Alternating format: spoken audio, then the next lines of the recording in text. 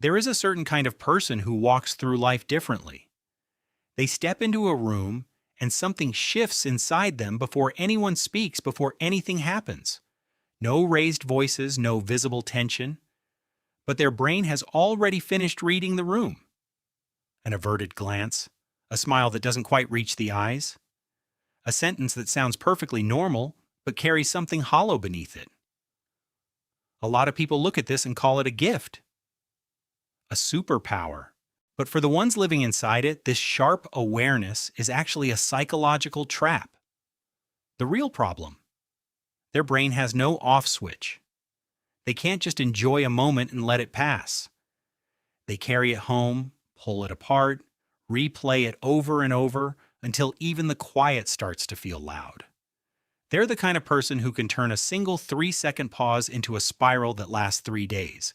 And if you know someone like this, or if you are someone like this, you already know it isn't easy to live this way.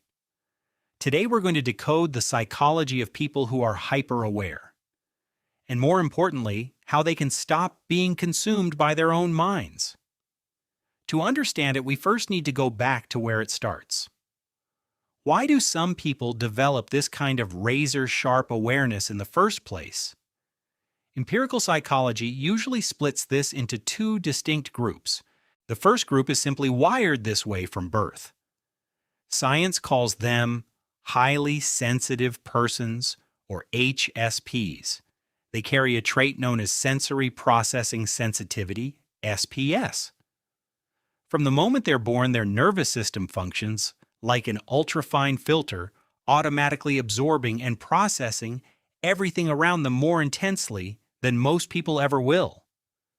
For them, the world has always existed in extreme high definition. But the second group didn't start this way. Their hyper-awareness was built, not born. Neuroscience calls this state hypervigilance, and it typically takes root in emotionally unstable environments, usually during childhood. Imagine a child growing up in a house where the adults' moods shift without warning. That child doesn't get to be innocent. They have to become a radar station. They memorize the sound of tires rolling into the driveway to determine whether their father is coming home calm or drunk. They learn to measure their mother's anger by the way a kitchen cabinet slams shut.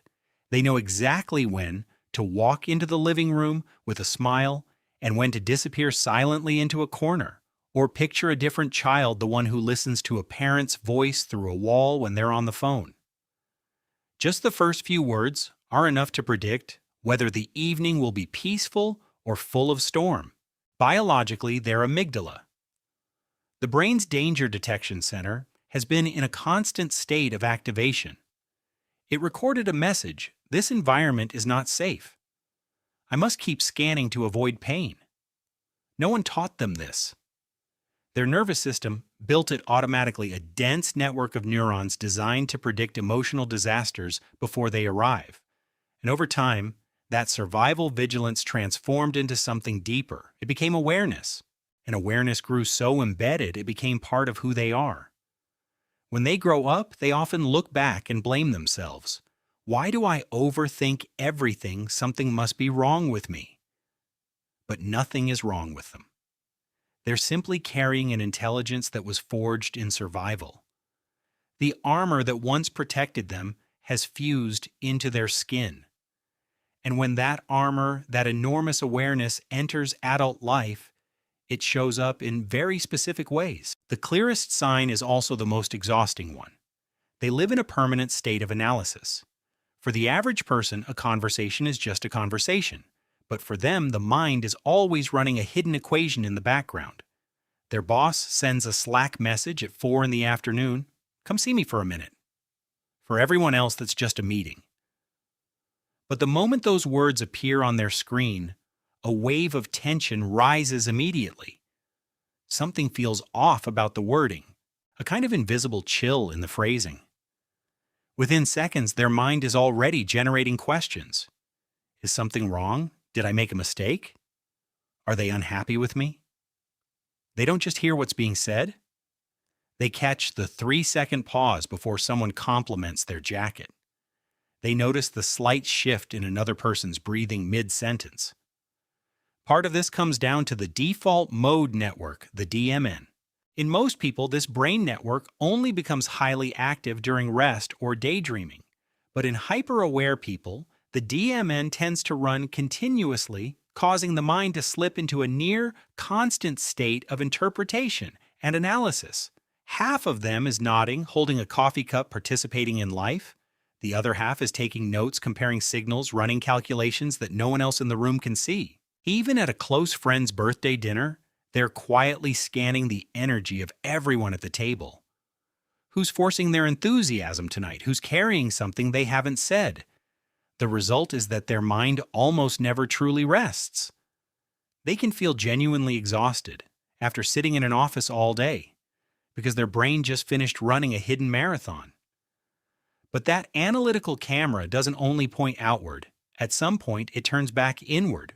In psychology metacognition, the ability to think about your own thinking is regulated by the prefrontal cortex. Everyone has it.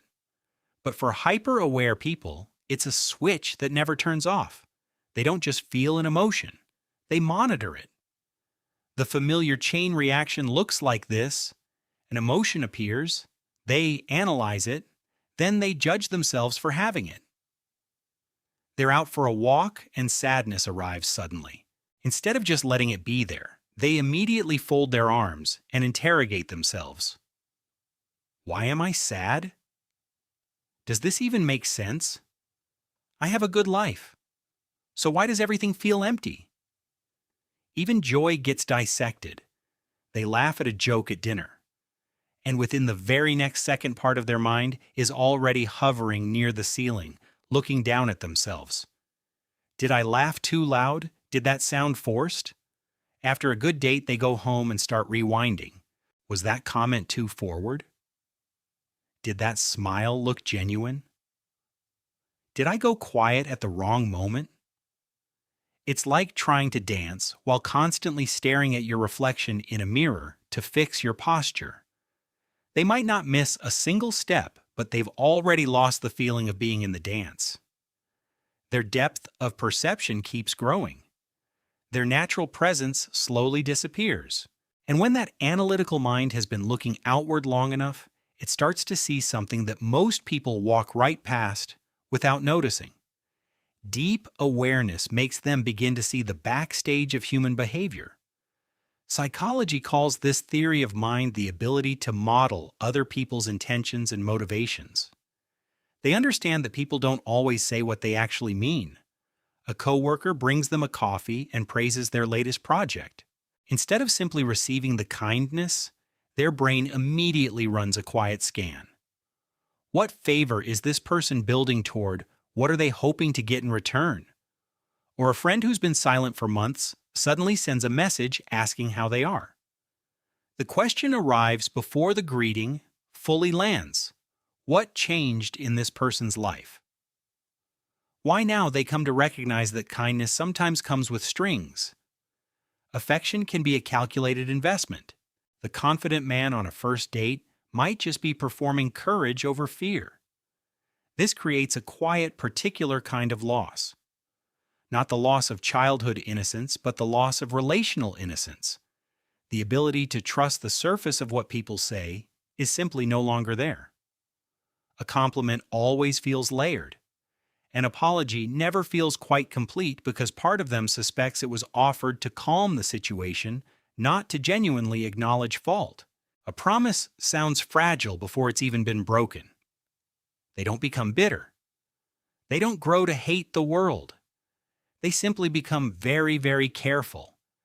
And sometimes they feel profoundly alone even in a crowd because no one else seems to be seeing the layer of reality they're seeing. But that's not the full picture. They don't just see, they feel in a way that's entirely different.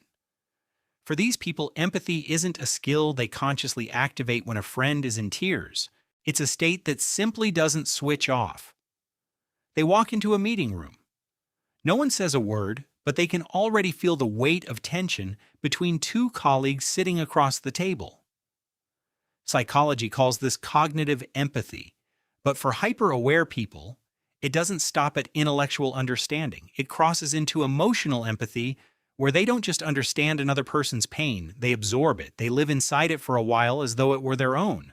This is closely tied to mirror neurons, the brain cells that activate when we observe someone experiencing an emotion as though we ourselves are experiencing it. In most people, it's a background process. For hyper-aware people, it becomes total absorption. The stranger next to them on the subway is tapping their foot with nervous energy, and suddenly their own heart starts beating faster. A close friend describes their divorce, and after they go home, that grief sits in their chest for 3 full days. They watched a film about betrayal last week. They're still carrying the weight of it. The result is that they become the emotional regulator for everyone around them. People love being near them because they feel genuinely seen and understood. But the price of that is exhaustion. They become a container for other people's emotional overflow. And at the end of every day, very few people think to ask whether the person who understood everyone might also need someone to understand them. Those suppressed emotions don't disappear. They migrate directly into the body. Science calls this interoception, the brain's ability to sense the internal state of the body processed by the insular cortex. Hyper-aware people tend to have an extremely sensitive interoception system. They drink a single espresso. Their heart beats slightly faster from the caffeine. For most people, that's just alertness. But for their nervous system, the brain picks up on the elevated heart rate, searches its threat library, and sounds an alarm. Fast heartbeat means danger. Something is wrong. Ordinary physical sensations become amplified warning signals. This creates a brutal anxiety loop. A physical sensation appears. The brain misreads it as a threat. The body releases cortisol, which intensifies the physical sensations, which the brain then flags as more evidence of danger. Their body becomes a continuous stream of emergency data. They feel restless and unsettled even when nothing is actually wrong. Standing before a significant decision, their body responds. First, hands go cold, throat tightens. And the brain interprets all of this as evidence of catastrophe, rather than just the natural nervousness of being human. When signals from the body and emotions both become overwhelming, the mind begins searching for one final escape.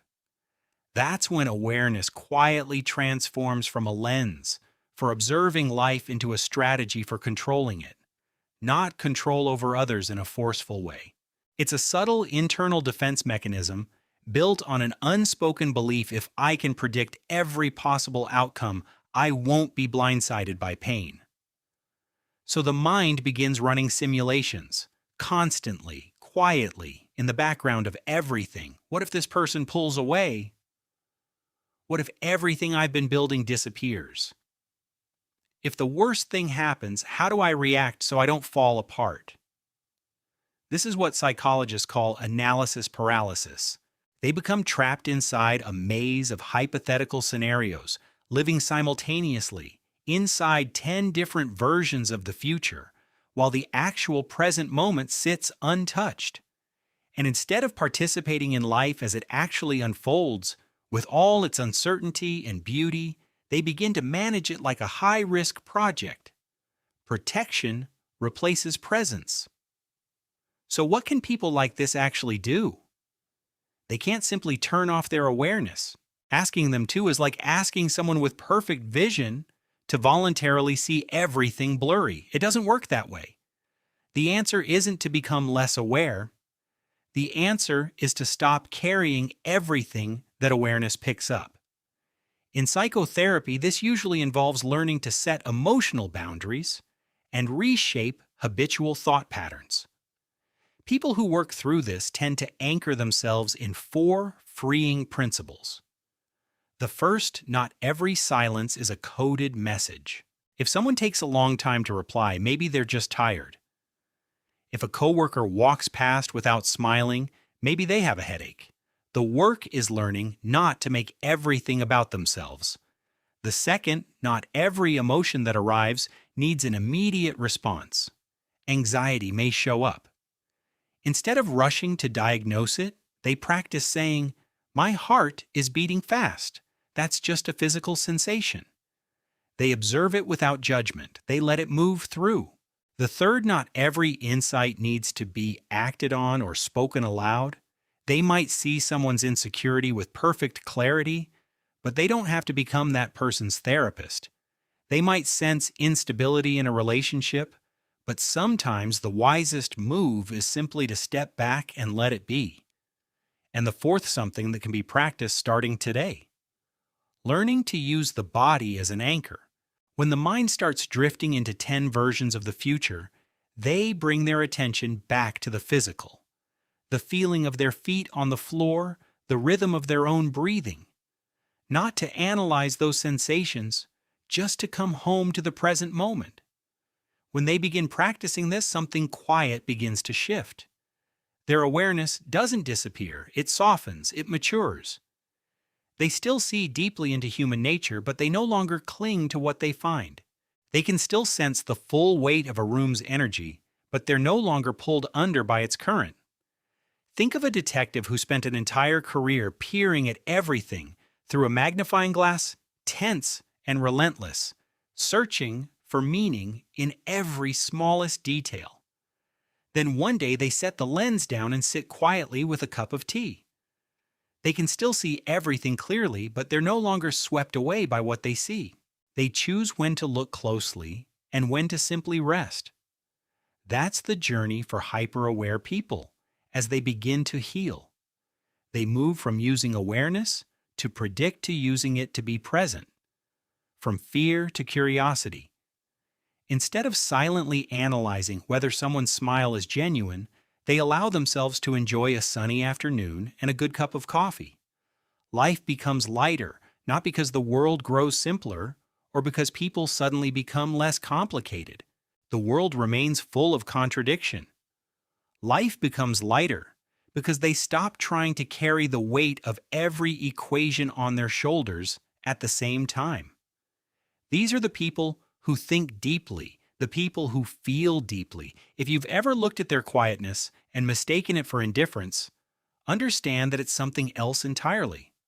It's a form of wisdom that has learned to hold life rather than be imprisoned by it. If something in this touched something in you, then maybe this wasn't a random video for you after all. Of the 5 signs we just explored, which one is quietly costing you the most energy right now? Leave it in the comments. Sometimes just naming it out loud is the beginning of putting it down. If this helped you see yourself a little more clearly, share it with the first person who came to mind while you were watching. That person probably needs to hear this today. Hit like so I know this landed somewhere it was meant to go. Subscribe so you don't miss what comes next. I'll see you in the next one.